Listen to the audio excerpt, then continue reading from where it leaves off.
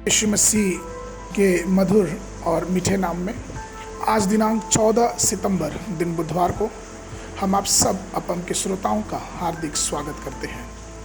आज के मनन के लिए जो पद है वो लिया गया है दूसरा सामुएल की पुस्तक उसका दूसरा अध्याय 18 पद। वचन कहता है, वहाँ तो योआब, अभिषेक और असाहेल नाम सरूया के तीनों पुत्र थे और असाहेल बनैले चिकारे के समान वेग से दौड़ता था। प्रभु में प्रिय लोगों, हिरणों का स्वभाव उनकी तेज तर्रात से प्रकट होता है। उड़ने के लिए गौरैया, चिकारा या हिरण भी छलांग लगाता है और अपने दुश्मनों से बचने के लिए बिजली की गति से भी तेज दौड़ता है।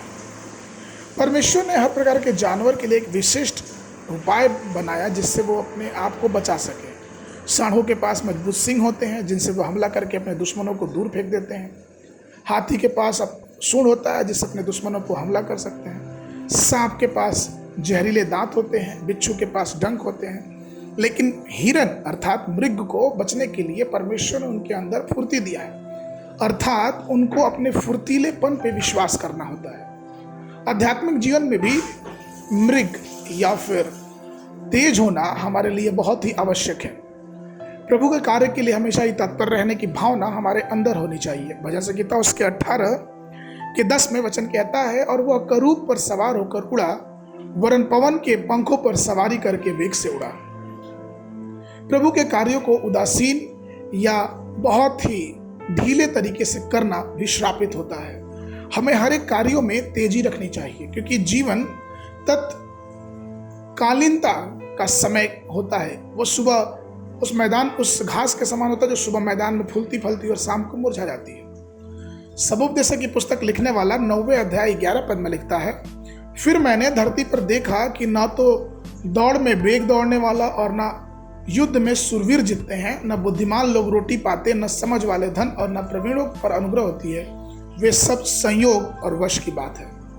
हिरण दौड़ने में जितना ही तेज होता है उतना ही सावधान और सतर्क भी होता है। वो अपनी बाईं दाईं तरफ देखता रहता है और फिर वो कभी पीछे मुड़ के भी देखता है। वो इसलिए क्योंकि उसे पता है कि वो अपनी सावधानी के बदौलत ही अपने जीवन की रक्षा कर सकता है।